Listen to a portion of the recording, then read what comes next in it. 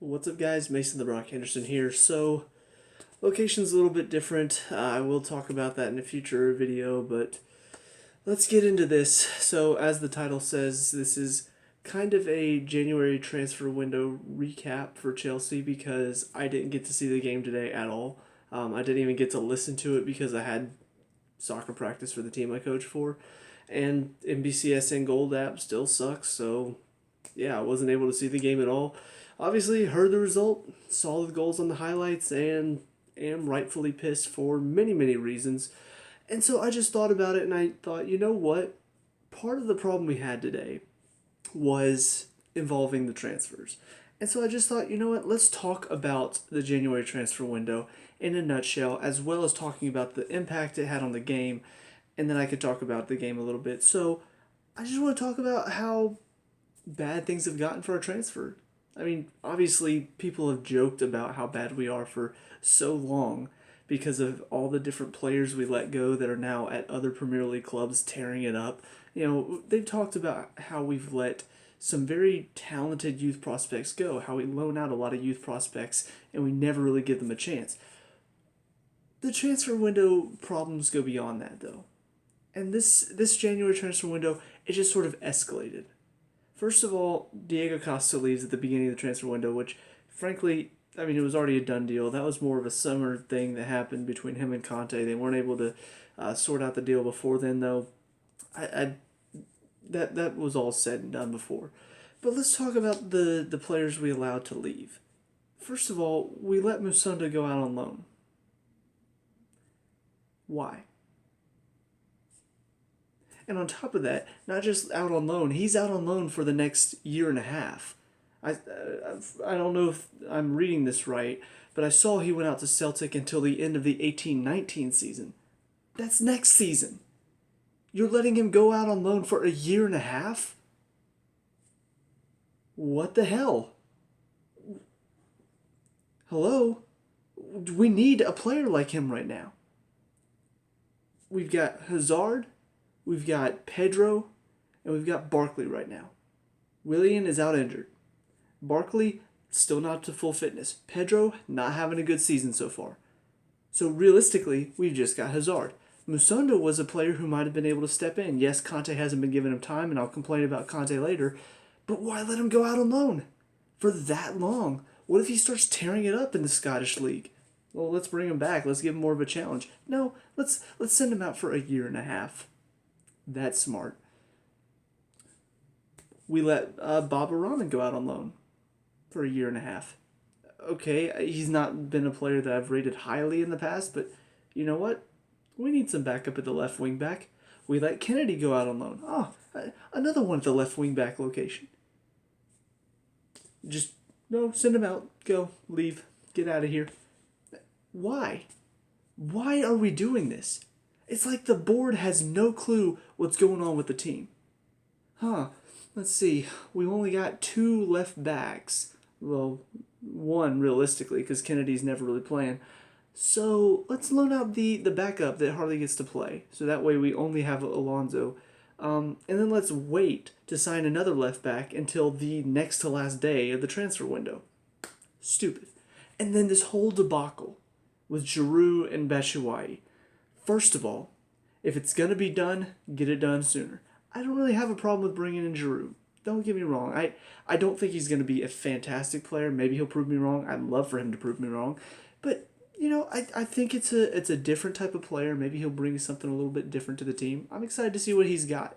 But you wait until deadline day. Not just that, you wait until we have a game. And then you bring him in and loan out the only striker we have available because Murata's injured. You sent us into the game today with no strikers. And just said, here you go, Conte, have fun. So that is the one part of the game today that I will not blame on Conte. He didn't have a striker because the board screwed up that transfer. It should have been done, it should have been finished, but no, you left him with nothing. And that pisses me off. The other part of it that pisses me off is the fact that Batshuayi just came off of what I thought was his best game so far for us against Newcastle. I thought that's the best he'd looked for us. And then you're just like, let's get him out the door. Why? Why? Explain that to me. Why do we give away some of these players that are doing well, that play well? I don't understand. So, looking at our January transfer window, ultimately, it's another failure, just like the summer.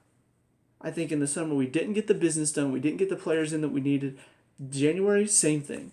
And what makes it even worse is you see some of our past summer or transfer window failings coming back to bite us. De Bruyne scored on us this season. Salah scored on us this season. Ake put the third in on us today. A player that I frankly was pissed that they let go in the summer. And if Chalobah wasn't injured for Watford, I would almost kind of hope that he would score against us when we play Watford on Monday, because somebody needs a wake-up call. On whoever's working the transfers, whoever's doing all that, somebody needs a freaking wake-up call. Because this is not good enough. For a club of our quality and standard, we should be bringing in top quality players and we should be getting our job done early. It should not be affecting our play. It should not be affecting our team. But whoever's in charge of it is just constantly screwing up their job. And it hurt us today. So, getting into today, number one problem that I have is the fact that we have no striker. And I blame the board for that. Yes, Hazard can play up there, but frankly, that's only really worked whenever we had Pedro and Willian in behind him, and it only worked for one game out of the 3 that we tried. So, trying it today with Pedro and Barkley, that's not going to work. Looking at the rest of the lineup, the rest of it I have to blame on Conte. Bakayoko's in instead of Fabregas, Zappacosta's is in instead of Moses. And where do we struggle? Defensively. Because one defensive midfielder that does nothing, and then one wingback that does nothing defensively. I watched the goals and the highlights. The second goal, Zappacosta's nowhere in the picture. First goal, terrible ball from Pedro. Bakayoko, terrible touch that lets them in right behind Cahill because he's slow as hell. I mean, it's simple stuff. It's stuff that I've complained about in the past. It's stuff that I've had problems with in the past. But nothing's changing. Nothing is changing at this club. Maybe this is the wake-up call. Maybe this is the moment where we say, okay, things aren't going well. I hate the fact that it's come this late in the season because, frankly, I've seen these problems. And people have been telling me, oh, no, you're overreacting, all right? There's no problem. We just got crushed at home by Bournemouth. I would be yelling louder if it weren't so freaking late. That is unacceptable. We are not Arsenal or Liverpool. We are not that team that collapses at home against a team like Bournemouth. If you had told me Bournemouth last year beat us at home, I'd be like, okay, was it 1-0? That'd be fine. You told me 3-0, I'd be like, wow, that's a poor game. This year, Bournemouth, that is unacceptable. Arsenal got beat by Swansea yesterday, 3-1. That was hysterical because that's typical Arsenal. They've been having a good run of games. They beat us in the League Cup. They look like they finally stepped it up. And then 3-1 loss. Same for Liverpool. Beat Man City. Oh, they're on top of it. Lost 1-0 to Swansea. Got knocked out by West Brom. We looked like we had stepped it up. Oh, we beat easily Brighton. Oh, yeah, we got knocked out by Arsenal, but it was close. Oh, but then we easily handled Newcastle. And then we get crushed at home by Bournemouth. That is an Arsenal or Liverpool performance. That is what they see every year. They have moments where they're like, oh, we're finally in this. Oh, we're finally looking good. And then something like this happens and like, oh, it's another one of those years. We are not that team. But the board and Conte and the players are turning us into that team this year. And I hate it. I can't stand feeling like this. I can't stand feeling like, oh, every game I gotta feel worried that we might choke and look like complete shit for that game. So let's talk about it. Like I said, Zappacosta, no need for him to play. He played on the weekend against Newcastle. He does not need to play 2 games in a row. He doesn't have the energy. He doesn't have the speed. He doesn't have the defensive capabilities. He should not be on the field 2 games in a row. That should never, ever happen. But because he's Italian, he's on the field. And don't say, oh no, it's not racism. It happens way too often. He plays way too often and produces nothing. He's had a couple good games here and there. But for the most part, His crosses are into nothing. His runs are great, but then it turns into nothing. He can't produce on the ball. Defensively, he does nothing. Say what you will about Moses. Even if he's having a bad game, he still works his ass off defensively. Zappacosta does not. I'd take a person who can't, maybe he's having a bad game on the ball. Maybe he's giving it away one too many times. As long as he works back defensively, I'll take that player over a player who's going to send in some crosses and be in good positions attacking-wise, but then doesn't work back defensively. N'Golo Kante, perfect example. He'll give away some passes here and there, but you know what? He will work his butt off to make sure he wins the ball back. I want a player like that. I need Moses on the field, not Zappacosta. Bakayoko in the middle of the field. Why? You finally have Fabregas back from injury. You finally have that creative player alongside Conte that you've been lacking because Bakayoko isn't good enough on the ball. Drinkwater hasn't been good enough on the ball recently. He's had a few good games here and there, but recently he's dropped. So let's get Fabregas back on the field to be creative. No, let's put Bakayoko back out there. Because we're stupid. It's just, he hasn't been good enough. He hasn't earned time over Fabregas. If Fabregas played in the weekend, okay, yeah, Bakayoko could step in. But he didn't. He's been out. He's been having time to rest. He's been slowly recovering from an injury. He's back. Let him play. But for some reason, Conte rates Bakayoko higher. And it cost his first goal completely, not completely Bakayoko, mostly Pedro. But yeah, I mean, Bakayoko set the guy up. He's just like, here, you can have it. And then Cahill, the defense is the only one I'll give Conte a pass because, I mean, when your best defender out of the three gets injured, there's not much you can do. It's kind of like the Arsenal game where Willian got injured. I could kind of understand that game a little bit too, just because it's like, okay, that's tough. You lost one of your better attackers and you had to throw in Barkley for his first game. Okay, yeah, that's a problem. But today, you know, Christensen, I mean, that's a big loss. And hopefully the injury's not too bad because we need him back in. The only problem I'm going to say that I have with it is I don't think putting Cahill in the middle is the solution. He's done it like twice before, and it was okay. It didn't work great, but it was decent for that game. Doing it today when you had a completely different formation, I just don't think that works. And he got run by twice for first two goals, just so easily. It was just like he wasn't even there. He's so slow. I don't think him in the middle works out very well unless you're going to push him up a little bit higher and drop Azpilicueta and Rudiger back, which they didn't. They had them play higher and Cahill be the last man. So I just think that was a poor change in tactics. I think putting Ampadu in the middle would have been a bit better, or putting Rudiger in the center. But whatever the case, that's just one of those things that you can't help whenever you get an injury like that. But the rest of it, I mean, he could have made better decisions. He brings in Fabregas after the first goal, but at that point it's like Bournemouth have already been shutting you out for so long, it's not going to change anything. I can't remember the second one he brought on because after they scored the first one I stopped listening because I had practice to go to. And then I looked and I saw they'd scored a second and I didn't care after that. I'm like, okay, clearly we've just lost it. We've lost all of our senses. And then when I saw they had a third at the end, I'm just like, now it's just embarrassing.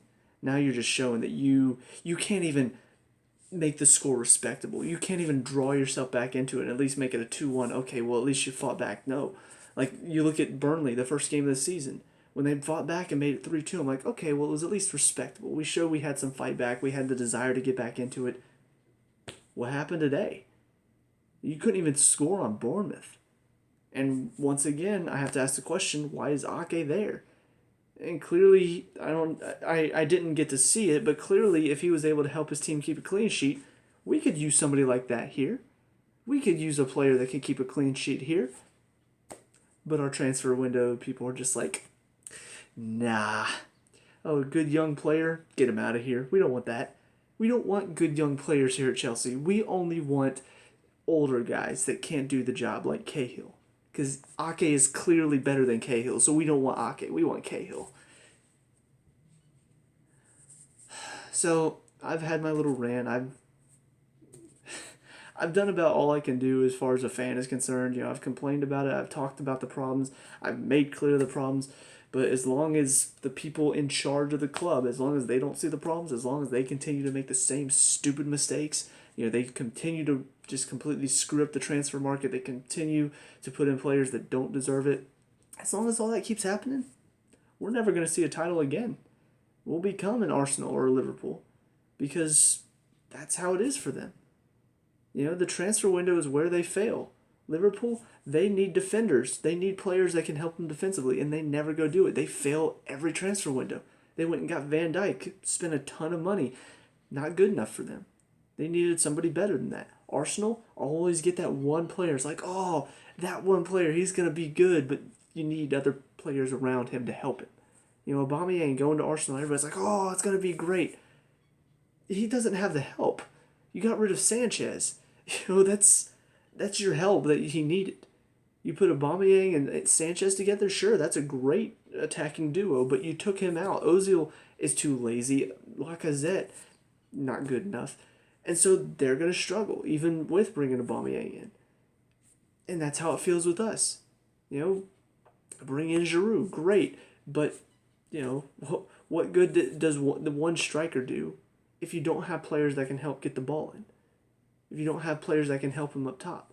When you loan out players like Musonda, well, now you've lost some of your help up there. Until we get William back, we're going to lack something in that position, and I think Musonda could have brought it. But what do I know, right?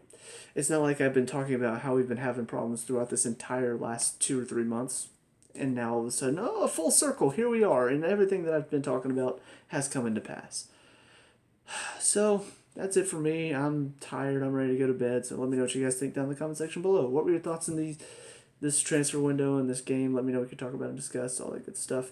Leave a like and subscribe for future Chelsea reviews, and I'll see you guys in the next game. Not looking forward to it, but anyway, peace out.